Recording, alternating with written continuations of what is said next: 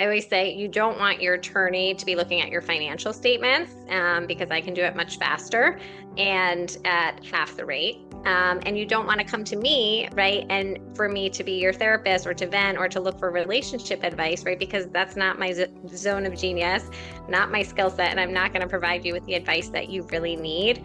Um, and so you can go to a divorce coach or a mental health professional, which is probably half of my rate. So I say that if we build this divorce team, we can get divorced efficiently and you can have three people really supporting you throughout and they stay in their lane. Welcome to the Divorce Discussions Podcast, where professionals share practical guidance to help you move through divorce with clarity and confidence. Let's get into the discussion. Divorce doesn't just end a relationship, it completely reshapes your finances. And the reality is, most people don't fully understand that until they're already in it. Decisions that impact your income, your assets, your future, and your long term security are often happening quickly and without a clear understanding of how it all really fits together. But don't worry, in today's episode, we are going to create some clarity around all of this and more. So, welcome to Divorce Discussions. I'm your host, Angie Weber, the director of the Divorce Support Collective, where we seek to reimagine the process of divorce through collaboration and support. And today I am joined by Melissa Murphy Pavone, a certified financial planner and certified divorce financial analyst with over a decade of experience helping individuals navigate divorce with clarity and confidence.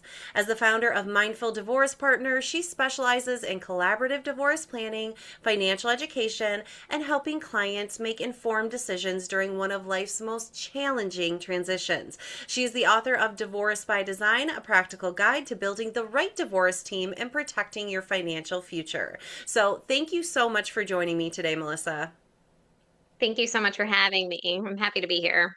Yes, well, I'm excited to dig into this conversation, not just from the financial piece, but again, because you align very well with what we do at the Divorce Support Collective, with really figuring out how to build up that divorce team for people navigating it. And so we're going to get into that in a little bit, but I want to start with the financial part because we've talked to quite a few financial people on this divorce discussions podcast, but it's always great to get more perspective. So I would love to know from the work that you've done and the clients you've worked with, why do you feel like people are so unprepared for the financial fallout of divorce? I think that the immediate knee-jerk reaction is to go straight to the legal support first. Mm, And I really do not agree with that. And I'm a firm believer that you have to build that team. And I actually believe that it shouldn't be me and the financials that should come first, but that emotional support team, right? Whether that's a mental health professional or a divorce coach, you need to really regulate your nervous system because you're often in like flight or fight mode. mhm. Um, so sometimes when clients come to me and they're like, okay, let's do the finances, great. But if I can see that they're not ready to handle the finances, I absolutely like pause and say, all right, let's get you some support there and then come back to me, right? Because it's not going to be productive, the work that we do.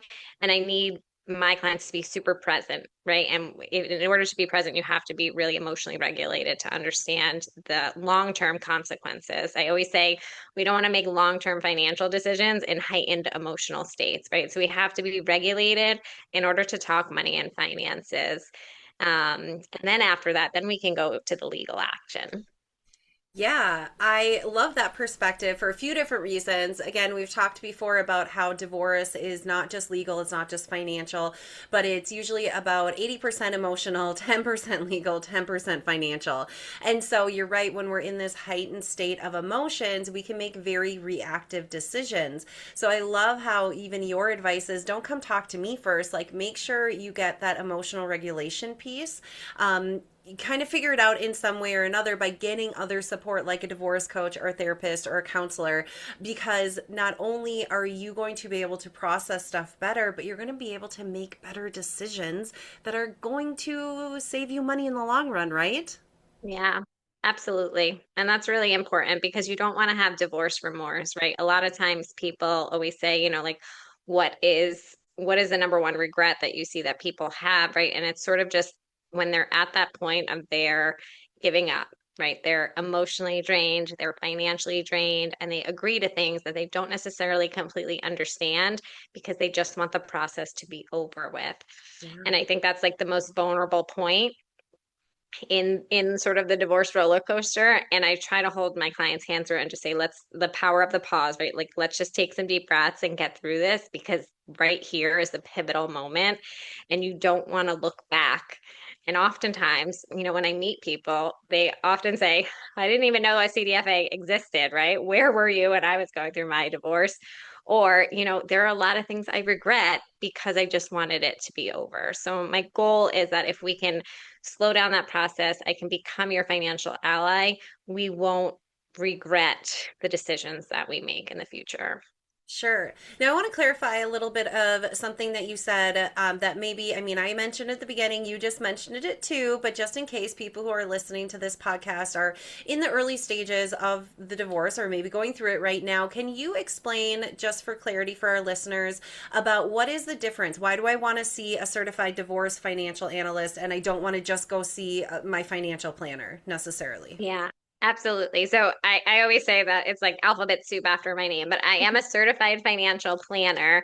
And while I was studying to be a CFP and in wealth management and as a financial advisor, I realized that my clients who were going through divorce, really the advice that they needed was much different, right, for a single person than a married couple.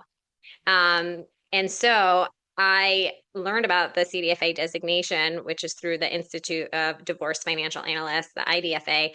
And I started studying and I took that designation. And that designation is specific to the financial decisions that you make through divorce, right? So it's all about the tax implications. It's all about marriage, marital property versus separate property. So it's very detailed through this divorce process. There's a lot of great financial advisors out there. There's a lot of great insurance people that call themselves financial advisors, right? And then there's certified financial planners who do holistic financial planning. But having a CDFA through this process is really helpful because it's specific to this period in time that you're in. And I think it's also nice because if you have a certified financial planner or financial advisor that you're working with as a couple, right, it now becomes hard to separate the assets, right? Who had that relationship first? Is there any biases? Is there any sort of, you know, conflicts of interest there, right? So to bring a new third party in to get a fresh set of eyes is really important. Thank you so much for explaining that again. A little bit more in depth, just so people can have a clear understanding. Because, there's so many terms that get thrown around in divorce that if someone has never been involved in one or they Yeah, don't come from knowing it, which not a lot of people do, it can be really confusing with all the alphabet soup, like the you said. acronyms. Yeah, the Yeah, acronyms. yeah. So, And the other thing I want to just dive into a little deep on that same note is as a CDFA, I can become a financial neutral and mhm, work for both parties. So if you are going through an amicable divorce, whether that be mediation or collaborative, I can work as a neutral. And both parties hire me, and I work for the family as a whole to solve the problems.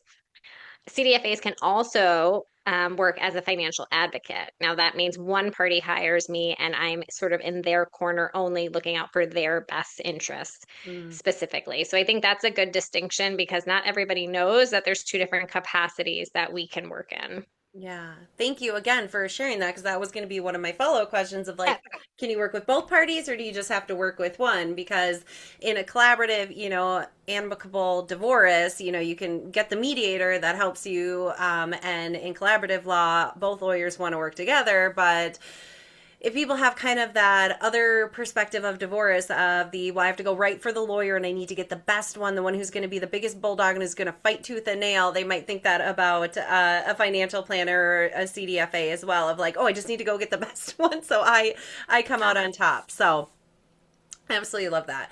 Now, when people are going through a divorce, because again, a lot of people, they don't know what they don't know, and it can be very overwhelming in the beginning.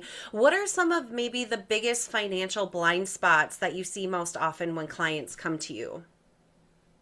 well, I think number one, people just assume, right? They go straight to the attorney, and the attorney is sort of the end all be all.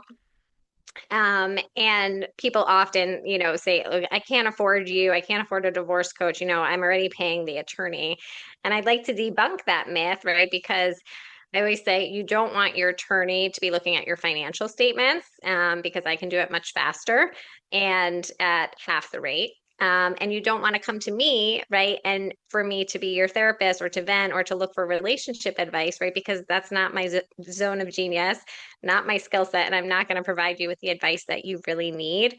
Um, and so you can go to a divorce coach or a mental health professional, which is probably half of my rates. So I say that if we build this divorce team, we can get divorced efficiently, and you can have three people really supporting you throughout, and they stay in their lane, right? And they do what they do best. And then you have support throughout the process. Oftentimes people will say, "Hey, I haven't heard from my attorney. I don't want to call them because I'm going to get billed in a 6 minute increment," right? And you don't want that, right? You want to be able to know where you are in the process, and different things take different times, right? So if you have a team of three, and that divorce coach can sort of be that point person for you to check in on the other professionals, make sure that things are moving along, that we're not missing anything. I think that's really important, and you feel supported. Yeah, cause and I always say too, you don't want to use your lawyer as your therapist either. Otherwise, that is going to be Mhm. one big therapy bill that Yeah. you don't want to pay. And again, I mean, divorce is hard enough with the emotions and them coming in and out. And I love how you stated it's a more efficient way to get divorced because you're able to get all of your needs met, but you're not getting billed in 6 minute increments all the time. So I think that's amazing. Now, when in the process, ideally, of the divorce process, should someone really start thinking about their financial strategy? And is there a point where it's maybe too late? It's never too late. But the earlier I get brought in, the better, right? And not just because I get more money, right? But the better advice that you can have, right? And the more proactive we can be instead of reactive. But as a CDFA, I can get brought in at any point, right? So I have what's called a financial clarity package, and it's for those who are quietly thinking about divorce. And it's a sort of a limited scope, like, hey, things are not good. I'm thinking about it. Maybe we're in therapy. I don't know what would look like. I'm scrolling on social media, but I don't know what's true and what's not true. So just want to sort of dip my toe in the water and see what it could look like. And that's where Mm, I work with one party, right, to sort of just quietly get their ducks in a row, right? And that might be saying, hey, these are the documents you need. These are the reports that you have to pull. And this is what it could look like, right? Not necessarily that it will, because none of us have a crystal ball, but just these are the best case scenario. This is the worst case scenario. And know that you're going to fall somewhere in between there. And that allows clients to say, hey, I'm not ready yet, right? Maybe we need to pay off some more debt, or maybe I have to wait for my kids to be a certain age, or maybe I have to wait for that promotion, right? And other times they're like, oh, that's not as bad as I thought. Who do I call next, right? Like, what's my next move? And sometimes people say, you know what, I really want to work on my marriage, but I feel better and more confident that I have a better understanding of our finances, right? And that's great too. So that work I feel like is always very powerful and sort of a stepping stone. Sometimes I get brought in sort of in the middle of it. I'm one of the CDFAs that will do limited scope work, meaning if a couple is in mediation and they're agreeing on their parenting plan and they're good with their custody agreement, and then maybe they get to the point where they have to do a house buyout, but there's only retirement assets, and we're kind of like, eek, how do we do this, right? How do we trade apples for oranges, and how do we take taxes into consideration? That's when a mediator might say, hey, let's call Melissa, right? Let's call a CDFA and like help just get us over this one little hump. Um, and so I can help with that sort of one problem yeah. and get them over it. And then other times, people call me right at the end, just like a consulting or review attorney to say, hey, I'm here, I'm ready to sign. Is there any red flags that you see? Is there anything I'm going to regret? We feel good, we feel confident, but I just want you to check my blind spots for me.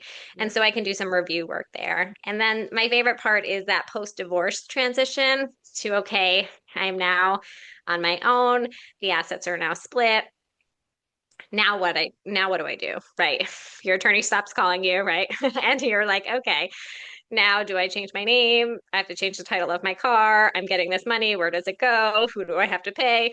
So walking through and sort of rebuilding that financial education and that financial empowerment is my favorite part.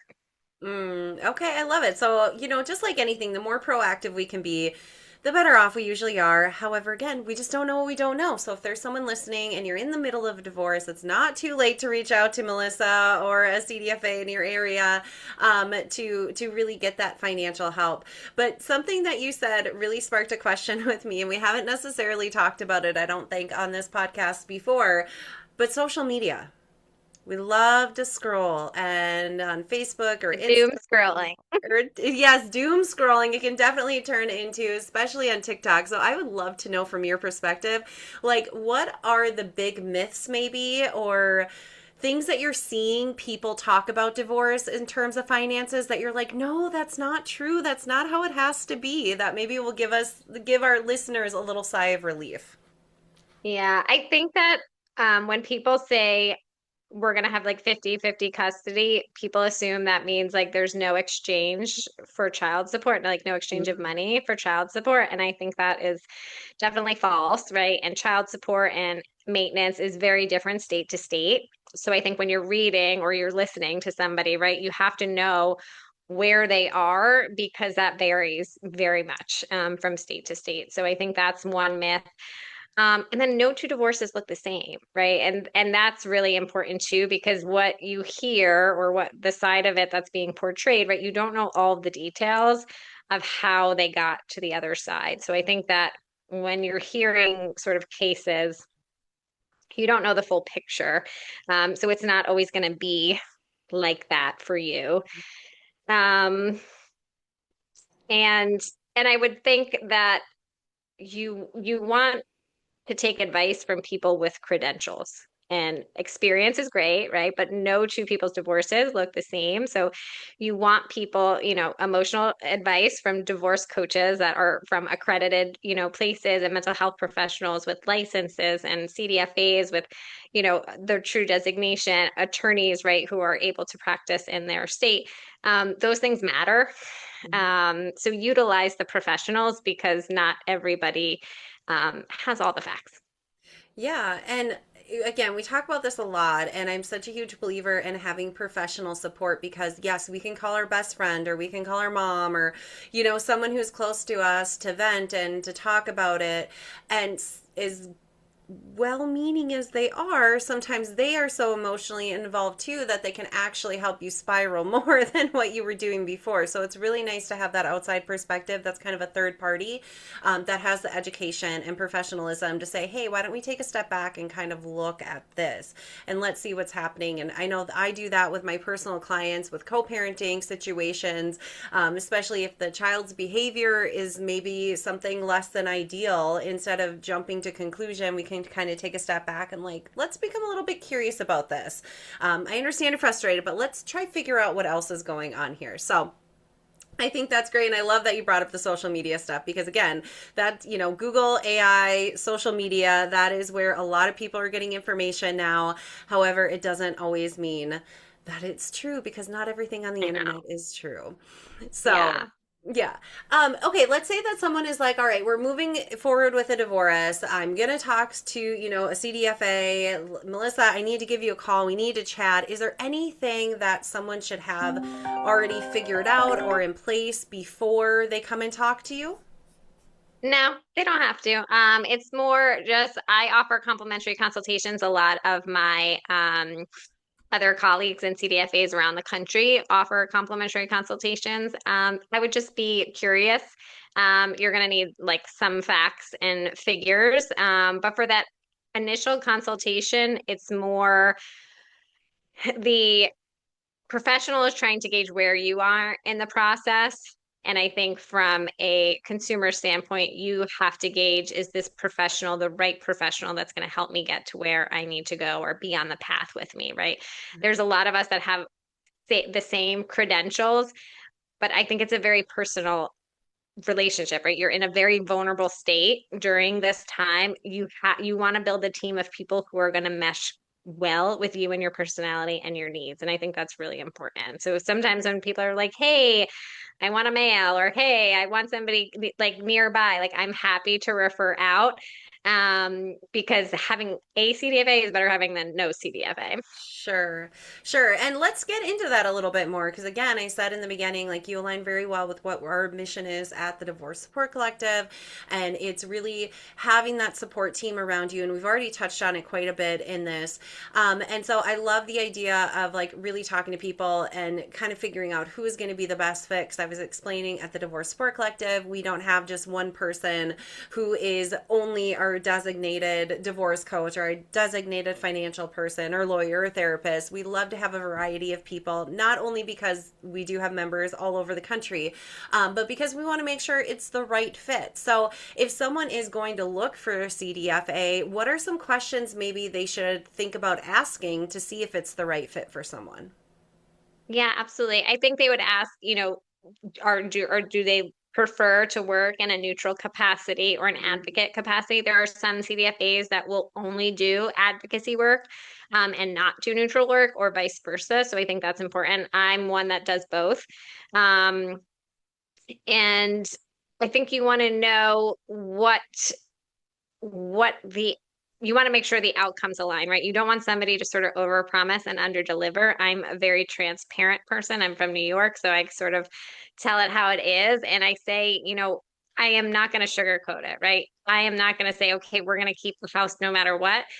You are paying me for my guidance and my advice and my expertise. And if it's not the right decision, you ultimately can make it, but know that I'm going to tell you, right, what this looks like, what the pros are, what the cons are, what the tax consequences are. And we don't have to be friends, but know that I will always be honest with you. And I think that's important. Some people want to hire people that will just tell them what they want to hear, and that's not who I am. Yeah, because that's going to have really drastic effects on the outcome though, because you can hear what you want, but then the reality of it, what's on pen and paper after everything is said and done, can look drastically different and then make you have to go through a whole nother journey of trying to figure that out. So I Yeah. appreciate that. Excuse me. So we already talked about having like the financial person. Obviously, you're a great person for that role. We talked about having a divorce coach or the emotional piece, and then some kind of legal piece there, whether it's a mediator or a family lawyer, or just a divorce attorney in general. Is there anyone else in that support team that you see like really beneficial for people navigating divorce? Absolutely. I think the parenting coordinators are very important. People often will say to me, like, hey, you are a mediator. Can you mediate our whole thing? We like you. We trust you. We are doing our finances. And that is not my area of expertise, right? So I'm happy to refer that out to somebody who specializes in that. So sometimes we'll co-mediate together where somebody has a strong parenting background and I will just work on the finances, and then we'll be able to have somebody else draft the documents. But I think the parenting coordinator is really important, especially when you have young kids, right? Because you are setting the tone for the entire relationship, and you might not like each other at the moment. Um, but you're going to have to co-parent together, right? And you're going to have to coexist together. So the better we are and the more clear the documents are, right? And our communication is clear, the better the relationship will be, and the better off the children will be. And I like to frame things through the lens of the children. Nobody wins in divorce, right? It's very much we need to have two households when there's children, um, for them to live in, right? And to thrive in, right? Not just survive. We want there to be two happy, healthy parents able to provide that support for them. So that's really the way that I try to view everything through the lens. With a house, oftentimes I will bring in a CDLP, which is Certified Divorce Lending Professional. We work together on the house options, right? Oftentimes, the marital home is a couple's biggest asset, not one that can be easily cut in half. And so we have to figure out, is one person going to buy each other out, right? Are we going to have a delayed sale? Is there going to be a co-ownership possibility here? Where are the kids? Where's the school district? Like, right? And sometimes it's not so easy to just say, I'm going to qualify for this mortgage Is the mortgage assumable? And then we say, okay, if it's not assumable, do we have to do a cash out refinance? What does that look like? And the underwriting. So having those professionals that can hand hold my clients through that next phase is really important. Yeah, that's all great advice and great professionals to have on your side as you're going through all of this. However, I'm afraid that maybe some of our listeners are like, oh my gosh, Melissa, I didn't even think about that. Like, oh, now you just added even more to my plate. So, what kind of advice would you give to someone just speaking financially if they're feeling like, well, I've never really taken care of the finances. So, even like reaching out to a CDFA sounds really scary because I don't want to have them think that I don't know stuff. I don't want to look incompetent, but I just don't know where to start. What would you tell them? Yeah. Well, I say that shame that we have, we're just going to brush it off our shoulders, right? It's not going to do us any good. We are where we are, and think of today as like ground zero. You'll always know more from this day on. I really try to incorporate a really safe space and really through the lens of education. And that's sort of the specialty, right? For the non-CFO spouse, right? To come to me and say, hey, I don't know what I don't know, right? And that's okay to admit that. And I don't want to sign something that I don't fully understand, right? Because I don't trust this other person sitting on the other side of this table. Yeah. And that's totally normal, right? Like there has been a breakdown in trust. So now how am I going to say, okay, this is in my best interest? And I think that it's okay to not know everything, but you want somebody to be your eyes and your ears. And I often give the example if we have somebody that has $250,000 of equity in their house and $250,000 in a money market account and $250,000 in a 401k and then $250,000 in a Roth IRA. They all have the same value today, a snapshot of $250,000, but none of them are equal. They all have different tax consequences. They all have different access points, right? So my job is to really slow down the process and let you ask those questions. I want to explain it to you in a way that's not overwhelming and that you really truly understand. And sometimes it's not possible, right? Sometimes I always say when you're in it, you're in survival mode. You're trying to get through the day. Yeah. I have the ability to zoom out, right, and look at what this looks like for you 10, 20, 30 years down the line, right? And know that there's trust in me that I'm looking out for your best interest. So Yeah. it's really hard sometimes to see it. Um, even young people when they're like, oh, I don't need that retirement, right? I'm not retiring anytime soon, but how much longer, right, it will take to sort of grow that retirement back. Mm. um, when a lot of people want to keep the marital residence, right? Only to sell it a few years later because they realize it's too big, it's too much to maintain, right? Yeah. And then they might have a huge tax bill that they weren't anticipating, right? So my job through this whole process is to really just lay out all the options and not just the normal 50-50, let's cut everything in half, right? Let's be really creative and customize things that work out for both parties. Yeah, I love that. It's really that like empowering education piece because finances alone can be so emotional for people, regardless if you're going through a divorce or not. There's just like those emotions tied to that number that you see in your 401k or in your bank account or in your savings account. And obviously it can affect a lot of other things. But I love how you're saying like I'm here to answer questions and really empower you to hold that space so that you have all of your answers. Now, Melissa, before we kind of wrap up here, I know we've talked a lot about what we should do as we're preparing and maybe during it. I know we've hit a little bit on this, but I would love for you to just maybe give a few more tips to people who have made it through the divorce. They signed their post decree, everything is finalized, and now they are creating this next chapter of their life. When it comes to finances, though, what would be your suggestion or advice for them so they can have the best financial future possible? Absolutely. And I think that's a very exciting period of time, but it's also a very overwhelming period of time, especially if you were the non-CFO spouse, right? You now have um, full reign of the finances, right? And that comes with responsibility, right? There's opportunity, but there's also responsibility. And there's that inherent fear, right? Of like, I don't know what I'm doing, or I don't know where to go.